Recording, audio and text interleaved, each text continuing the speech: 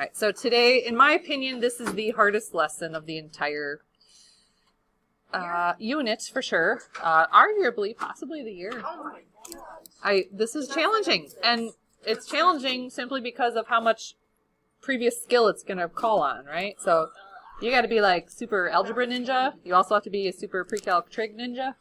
So we're going to have to flip our brains between algebra and trig quite a bit in this question. These questions, these first few, are actually from Wednesday's lesson, the previous one. However, they're real nasty, so let's take a look. And I'm assuming everybody looked at their homework and you saw the answer key where I wrote like prompting words like factor, isolate. So I would have written the word factor on this one. So when I look at the equation, first thing I notice is it is set equal to 0, so it is a candidate for factoring if that's a possibility. And the type of factoring I'm looking for here is, do you see a common factor between these two terms? I do. You do, and it's cosine. So you take out the cosine function, you factor it out, and you're left with sine x minus 3. So now that you have your factor set up, you take each of your factors and you set them equal to 0, just like you did in algebra. So cosine of x equals 0. And then sine of x minus 3 equals 0. This one's all set up to take a peek at the unit circle. So let's go ahead and take a peek at the unit circle. Guys, tell me, one trip around the unit circle to start, where is cosine going to come out to a 0? Give me a radian measure, please. 5/2. Anywhere else? 3 pi. And 3 pi over 2. And because the directions say all solutions, the lazy kid, that's me, I just say plus 2 pi n on the end of each of these. Now, is there an easier way to say these answers? Absolutely, but I'm not going to go and waste brain power trying to figure it out. Let's take a look at this one, though. Sine of x minus 3 equals 0. If I asked you to solve that, it's not ready for you to look at the unit circle because you'd have to add the 3 over. Now, think about this, guys. Sine of x equals 3. And I got a from Taylor.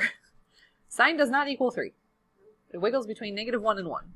So there are no solutions that will be produced from this factor, which means all of your solutions in the lazy kid notation is over here. Is this the way the book wants it? Absolutely not, and I don't care. Because your teacher's lazy too. So this question, oh boy, I'm not going to be able to isolate anything because not only do we have a combination of factors, we have a combination of squared and linear terms too. So you have a cosine squared plus a sine plus 1. I can't do anything with this other than I got to put on my trig brain and think about some trading that I might be able to do. Do you see a Pythagorean piece here? Cosine squared is a portion of this guy. Sine squared plus cosine squared equals 1. Equals 1. That's the Pythagorean trade. So if you were to solve for cosine squared, and I kind of skipped this step and I apologize, I need to realize that not everyone manipulates equations in their head for fun. So if I were to solve for cosine squared, wouldn't you just subtract sine squared over? And you'd get cosine squared equals 1 minus sine squared. Which means anytime I saw a cosine squared, I could replace it or trade it with a 1 minus sine squared, like right here. So I had to be clever enough to recognize that I had a possibility for a Pythagorean trade. So that was me with my trig brain. And now I'm moving over to my algebra brain. This equation, there's some like terms. It is a quadratic looking thing. The other thing I noticed, my quadratic leading term is negative, which I really hate. So while I'm collecting like terms, I'm also going to hit everything by a -1. So that way this first quadratic squared term isn't negative. So this will become a positive sine squared. This will become a minus sine.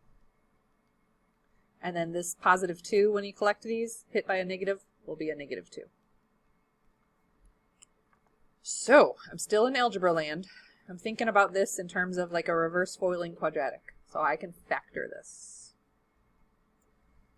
I think about how I factor things when it's a trinomial like this. The first 2 terms in my factors have to multiply to give you sine squared. So they have to be sine and sine. Now, the ending pieces of your factors have to multiply to a -2. So we know it's positive 2, -1, some combination of that.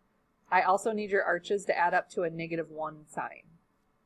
So I think it would make sense if we made the 2 negative and the 1 positive, and that would make your arches add up to -1 sine in the middle. I'm taking some algebraic liberties that you all know what I'm talking about when I'm doing this, but stop me if you need some clarification on any of those algebra steps. How's this waking you up? This is good, right? All right, so now we're factored, and our next step in algebra, if I was trying to solve, I'd set my factors equal to 0. So I would set this guy equal to 0. And here, maybe you're feeling confident enough to skip a step. Instead of writing sine minus 2 equals 0, this is going to end up being sine of x equals 2, yeah. And this one's going to end up being sine of x equals negative 1. Got any thoughts about sine equals 2? It can't. Sine wiggles between negative 1 and 1. But this guy can. Sine equals negative 1 is 3 pi over 2. And because it wants all solutions, the lazy kid in me just slaps a plus 2 pi n to the end of it. Surely that's not the easiest way to write it, but I don't care. Whew! That was a hoot. All right. This is from Wednesday, yeah. We didn't do a lot of the trading stuff. That's why I'm happy the first few questions here have a lot of trading. The next one I want you to still write down. When we get to number 4, I want you just to watch me. I mean, if you want to write it down, you can, but A, you're going to run out of room, and B, it's just got a lot going on. Yeah. All right, 3, it does say to graph to check your solutions. I'm going to skip that step for the sake of time today. But I noticed I got tangent squared, I got secant. That's exciting. I can't really do anything with that other than trade it out. So I'm looking for a Pythagorean trade. And anything squared has the possibility for trade. Tangent squared is part of a Pythagorean trade, isn't it? Tangent squared, does it say equals, is it 1 minus secant? Yes. We know. Oh, it's rearranged somehow. Is it, what is it? Tangent squared equals secant minus 1. Secant minus 1, thank you. I told you, I forget this one every time. So if I did have a formula sheet, I have to derive it. Remember we derived them by dividing by cosine squares and stuff? It was awful. So that's what, hey, it's ready to trade, guys. Tangent squared, better known as secant squared minus 1. But then the rest of the equation is still there. So plus secant of x minus 1 equals 0. I got excited last hour. I thought I could combine the secants, and then someone pointed out to me, no, because one of them secant squared and one of them secant linear. So no, but I do have a quadratic. Yay. All right, so secant squared x plus secant. Couldn't you also factor the secant out? No, because look at this term. So now I can't factor a secant out because of the 2. But that was a good thought. Because in order to factor, it has to say set equal to 0. That was a great question. I think this is a reverse foiling trinomial kind of thing. So very similar to the last question. I think about how I would factor this, and we start with secant squared. So that would have to be secant times secant. And then the end of your factors have to multiply to a negative 2. Positive 2 and negative 1 would work, because Daniel also noticed the arches have to add up to a positive 1 secant, so we needed the 2 to be positive this time. Now, don't jump the gun. I get a lot of kids who are like, oh, I'm going to cross this one off, because it says equals negative 2, and that can't happen. This is secant, not cosine, so we got to be careful, all right? So do set this one up. If you set this equal to 0, you would get secant of x equals negative 2. Hold off on that for a minute. This guy would give you secant of x equals 1 when you set it equal to 0. What is secant?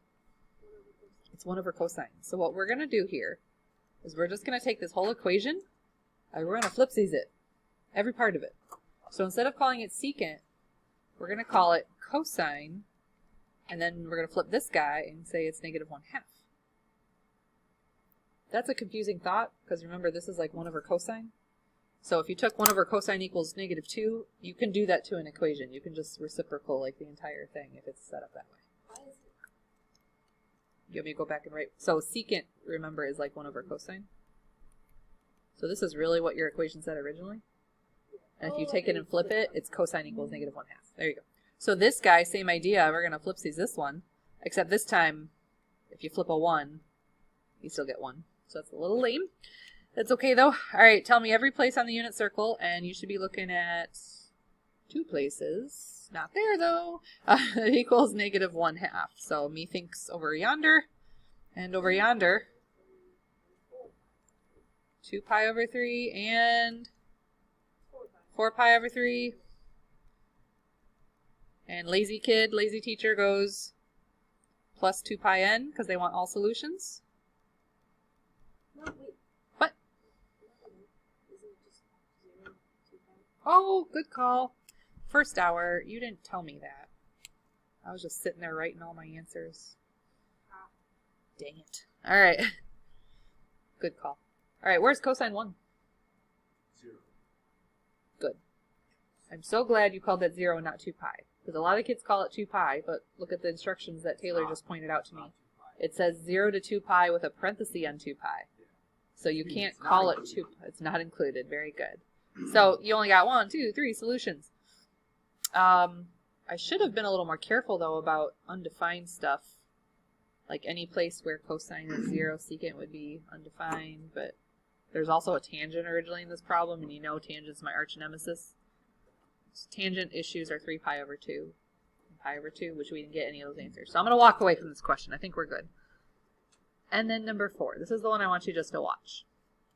So the last 2 questions, we've employed a technique where we traded out a Pythagorean. So we had like a tangent squared, or we had a sine squared, and we traded it for a portion of the Pythagorean trade. I don't see that here. Nothing's squared. And I can't just trade sine and cosine individually, because all I can trade them for is their reciprocal, which will not help me. And this is also not like a proportion question. There's a factor of 1, which really messes everything up. So now what? We had one question at the end of our notes on Wednesday where I said, well, you can create a Pythagorean by squaring both sides of the equation. So then your question to me was, I can do that? And I was like, yes, you do it all the time. If I said, please solve this, what would you do? You would square both sides. Like you do this in math all the time. As long as you do it to both sides of the equation. With the exception of dividing by a function, you can't do anything wrong. So be careful here on the left side, guys. 1 plus cosine squared, that's really a foiling question. So it's like 1 plus cosine times another 1 plus cosine, which I'm hoping pre-calc we can do this without showing too much work. 1 times 1 is 1, plus 2 cosines, thank you. And then cosine times cosine will be plus cosine squared. Now, on the right-hand side, you've got a monomial. There's a 3 times sine of x, and when you square a monomial like this, you can square the coefficient and the function like separately. So the square root of 3 squared is 3, and then sine squared is sine squared. So we're looking at this going, okay, first I had to be clever enough to know I could square both sides of the equation. Why did we do that? Because now I've created a situation where I can trade out something for a Pythagorean trade. Who would you like to trade? Sine. Yes. And why would I want to trade the sine squared instead of the cosine squared, Daniel? Because it's There already was another cosine function working in the problem, so I couldn't ever trade him out. So it wouldn't make sense to trade this to a sine, because then I have another cosine, and then I'd have to do some more trading. No, thank you. All right, so keeping in mind that this is the, whoops, not that. This is the Pythagorean that we're trading around. If I manipulated this for sine squared is 1 minus cosine squared. So that's what I'm trading. Everything else stays. So you can see why I'm not having you write this one down. All right, it's time to put your algebra brains back on. Thoughts? We should distribute the 3. Oh boy. All right, 2 cosine x plus cosine squared. Nothing happened over on the left-hand side. But on the right-hand side, this became 3 minus 3 cosine squared. We got a quadratic, y'all. And the quadratic piece of it is not going to cancel out no matter what you do. So let's bring everything to one side because I need my quadratic to say equals 0. So I'm going to add the 3 cosine squared over yonder. Join them up with the existing cosine squared. I'm also going to subtract this 3 and join him with the other constant. Now, I'm going to do some manipulating of the equation to suit my purpose. I know this is a quadratic looking thing. It is definitely in the order I do not like right now. So as I collect like terms, I'm going to rewrite it in the order that I like. So for me, I like the cosine squareds to be first. So this is a 4 cosine squared plus 2 cosine. This would be a minus 2. And it does say equals 0, so I'm like, woo, factoring. I love factoring. Make your life easier. You still got your algebra brain on. There's a common factor of 2 here, and because it's just a constant of 2, instead of just taking it out, you can actually divide everything here by a 2. Just for the sake of what's coming up on our lesson, guys, dividing by a 2 is the same thing as multiplying by 1/2, right? Okay, just checking. All right, so this becomes a 2 cosine squared x plus, remember, you divided by half, or multiplied by half, so plus cosine x minus 1. All right, so I still have the challenge of factoring this, but at least I have smaller coefficients. So 2 cosine squared. Think of those as 2x squared. So your factors beginning with 2x and x would have been the right factorization. So for us, this is 2 cosine and cosine. Ends multiplying to -1, and then your arches have to add up to a positive cosine. So if we keep this 2 positive, I think we're good. But wait, now I gotta go back and remember I'm solving. So if I set this equal to 0, and I set this equal to 0, I'd be getting, now I'm going to do a little manipulation in my head here, so apologies if this is messing with you. I would add the 1 and divide by 2. This guy I would just subtract the 1. Let's go take a peek at our unit circle. And they just want solutions 1 rotation through. So cosine 1/2, methinks we're here and here. What are those? Yep. Yep. Cosine -1? Hi. There we go. There's your answers. Not 2. Well, that's not 2 pi anyways. That's But it's still not 2. still definitely not 2 pi. That's true. So. Uh-oh. Uh-oh. Uh-oh. Back up. Back up.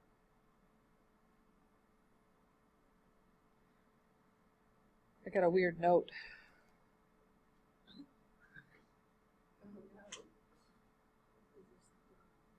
I don't know. I got a weird... Hold on a minute. 5 pi over 3 got crossed off. Why? I don't know. Why would you cross out? I don't know. Because it doesn't work. It says to check on your calculator. Oh. I don't know. Look at that vocab. What happens at 5 pi over 3? You know, I'm going to have to come back to that. I'm going to come back to that, guys. I'll let you know tomorrow what I found out. I have a note on my key that says, check on the calculator. This one doesn't work. It's a very weird looking note. I don't know. I'll come back to that, guys. I don't want to mess with the rest of your time. Now, this is what they meant by checking on your calculator. Actually, let's do this step together.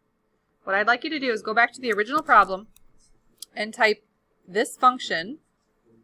Oh, I know why. I know why, guys. I take it back. Do you guys remember when you square magically in math? Sometimes you produce extraneous solutions? Ah! Dang it. Okay, so that's fun. I won't trick you like that on a test, I promise. You're not going to give us something like this on.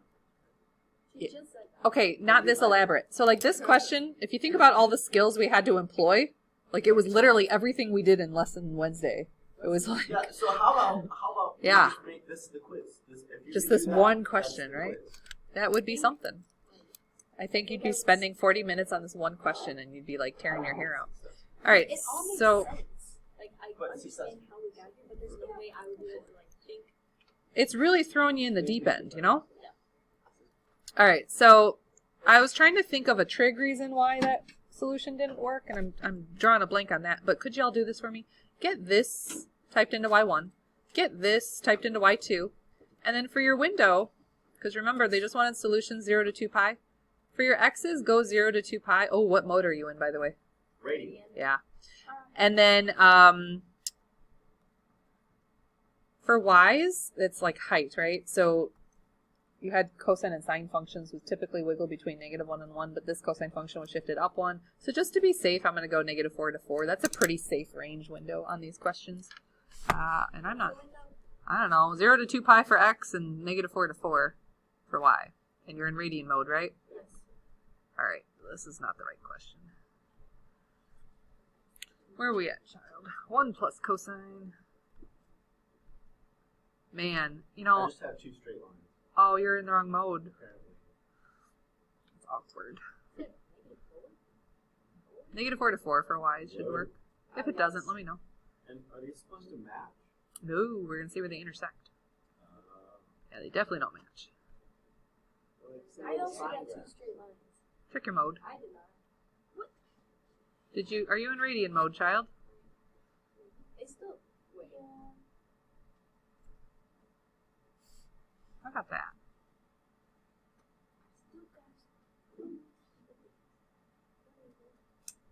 So the first thing I notice when I look at this graph is there's only 2 points within that window, that domain window, where they actually intersect, which makes me think, something's wrong here.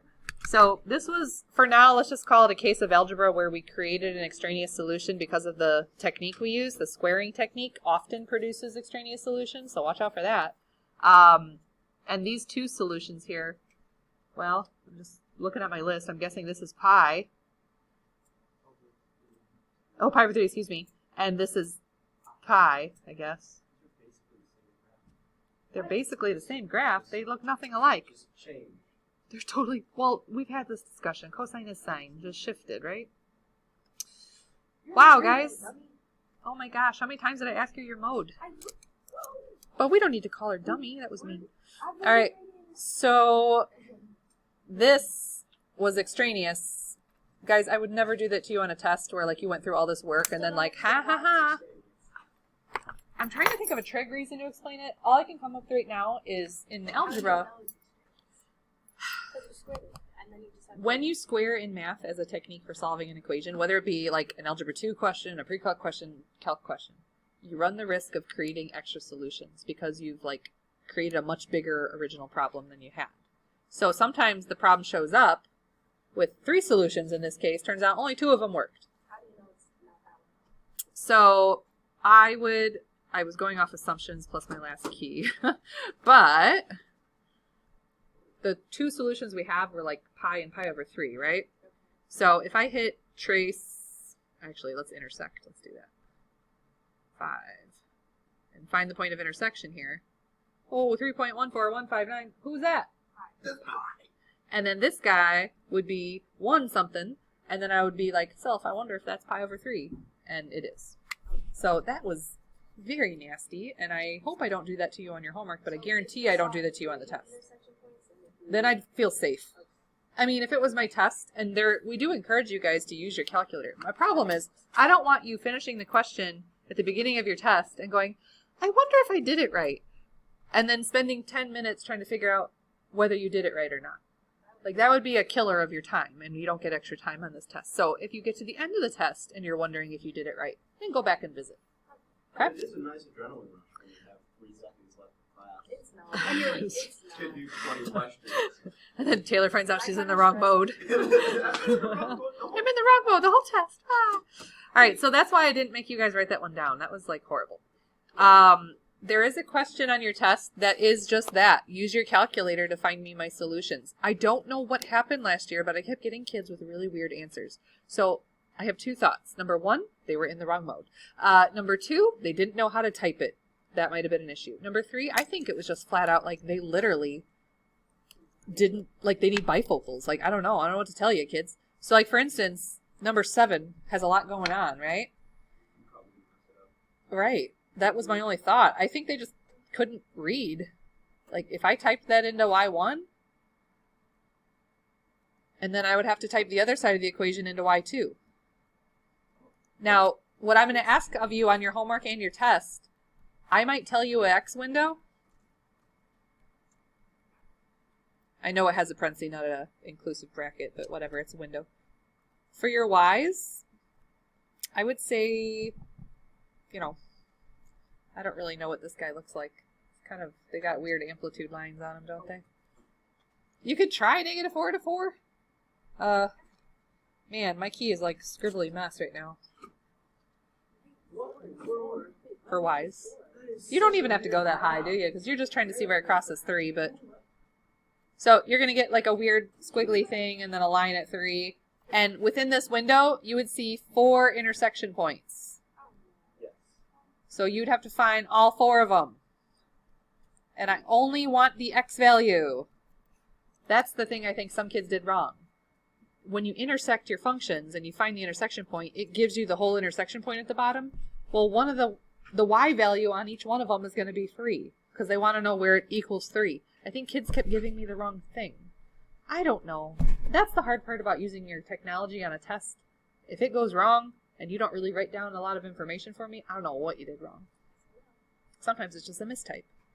So, in case you're curious, guys, the 4 intersection points on this one were 4.0315, 4.5328, 5.7954, and just for good measure, 6.1916.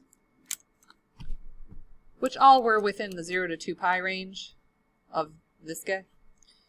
But when you restrict your window, you're not going to see extra solutions, so you don't worry about that. That could have been the other issue. Maybe they never restricted their window. So one of the things we put on your test this time is we're forcing you to draw us a quick sketch of what you see and also give us the window that you used. All right, that's all I want to talk about for that guy. We got to talk about this next stuff. It's a hot, hot mess, guys.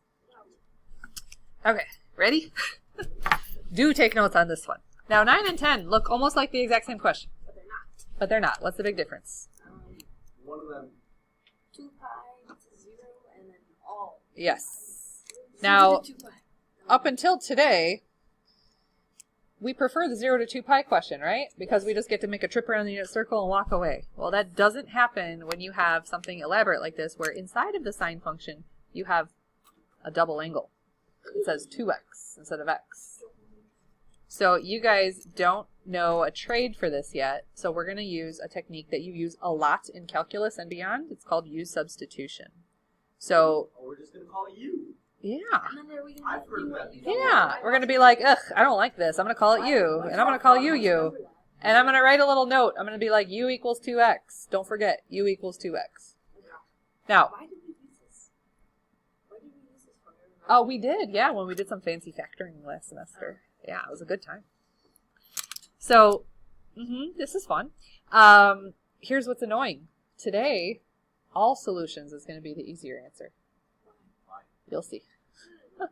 Okay, so if I ask you to find solutions between 0 and 2 pi, that's great. But you have to do this first.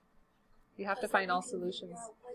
Yes, it's it's an angle reducing question. This is a lot harder than it looks, guys. Okay, so the good news is there's not anything I need to do other than go visit the unit circle. U equals, where is sine going to give you a negative square root of 3 over 2? Visit your unit circle, please. At exactly 5 pi over 3. And 4 pi over 3. Okay. Any order, but I gotcha. So if I was looking for all solutions, what else would I have to do, lazy kid that I am? Plus 2 pi. Yeah, slap a plus 2 pi in on the end. This is where it's going to pay off to be lazy. And then a lot of kids are like, boom, there you go, I'm done. But your problem says U equals, and I didn't even have a U in my problem. Okay, U is really a 2x. Okay, so Taylor very wisely said, you got to divide everything by a 2 now, because all you really want to solve for is x. So instead of dividing by 2, I'm going to multiply it by 1/2, because that's the same thing. What, Daniel? Say again. Nope. Watch what we're about to do. Okay? So when I distribute a 1/2 to everybody, what happens?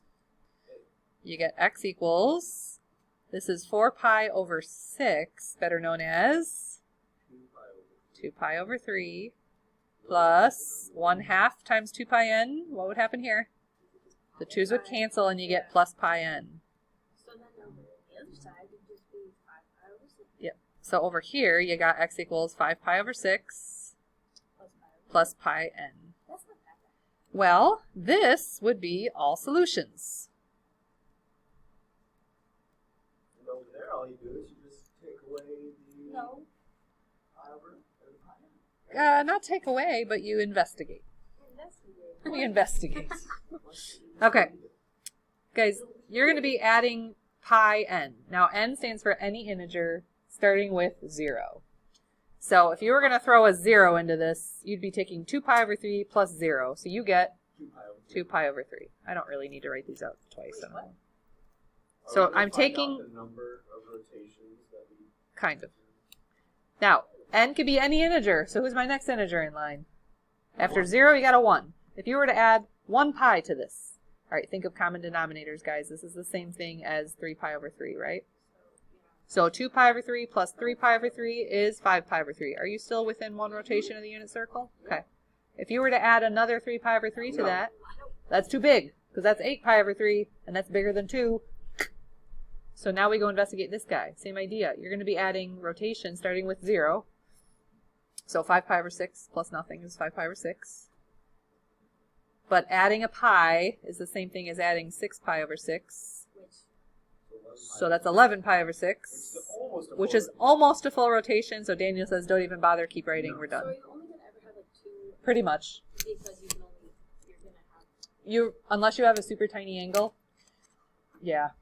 And we're about to do one where we have the smallest unit circle angle of pi over 6. And even that didn't get us beyond 2. You'll see it in a minute. So, it's fun, right? This is fun. How about this? On your test, we ask you to stop here. We make you do this on the test and not do this. So here's the bad news. On your homework, we do both. So worksheet 4B, flip it over. This is part of your assignment. The bookwork from tonight is all calculator fun. The 4 questions on the worksheet is this junk. So the ones that are circled are the ones that I'm supposed to do with you guys. You are not assigned numbers 1, 3, whatever. You guys are assigned 2, 4, 6, and 7. So star these 4. The ones that are circled, not 5. The ones that are circled are the ones that I'm doing with you as notes, basically. So when I look at the beginning set of questions, 1 through 4, it says solve between 0 and 2 pi. And that gives me a frowny face in my heart, because I just realized from my previous question, the 0 to 2 pi is the bad news one. That's where you got to do twice the work. All right, here goes. The first thing we're going to need to do is recognize that this isn't even algebraically isolated. So can y'all divide by a -8? Because that's just gross.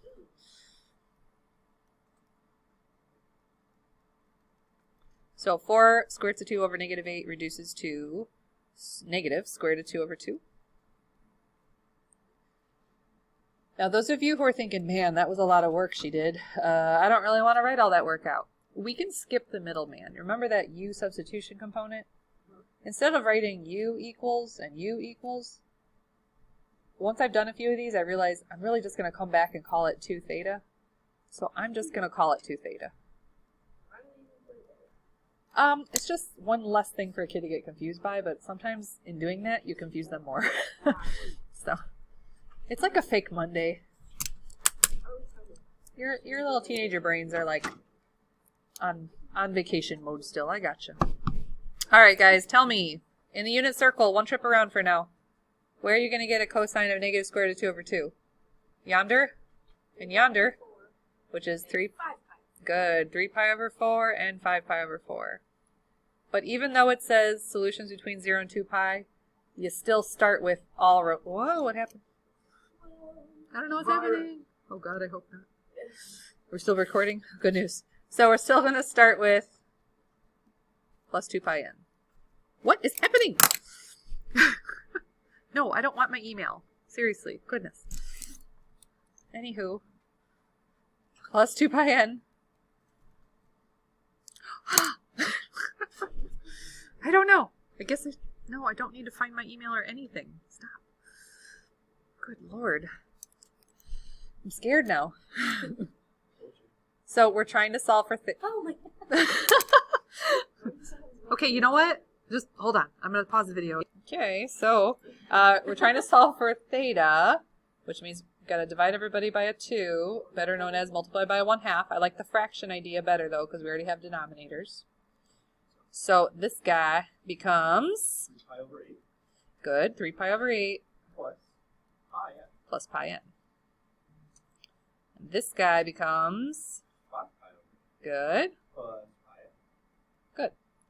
And if it said find all solutions, like it does on your test, we'd be done, right? This would be all solutions.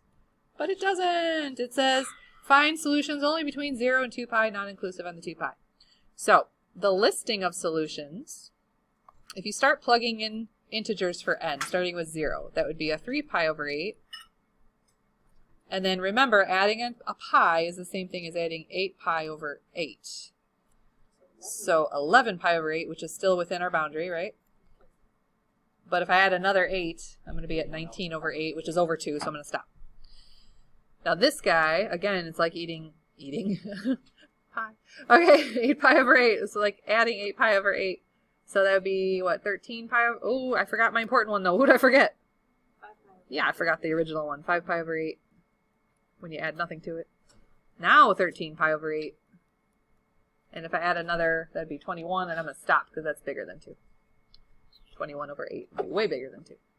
So there's your list of solutions. So it's not like a ton of extra work, but it's extra work, let's be honest. So when you look at number 2 and 4, put a little sad face next to those because you got to go the full, all the way to the answers. So that's the sad.